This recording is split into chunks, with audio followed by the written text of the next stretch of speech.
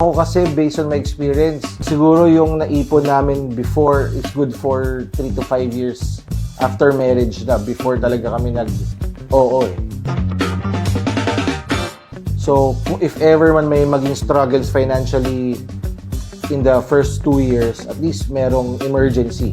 So, importante rin talaga yung financial literacy when it comes to, I'm not talking about the insurance lang, yung mga ganun, but financial literacy, how to manage your finances, and how to have those emergency funds pagka kailangan na, lalo ng anak mo.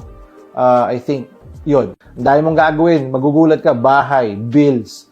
Diba? Kung magkaanak ka, bakuna, birthday parties, lahat yan. Kung hindi ka ready dyan, love, hindi makakain yung love.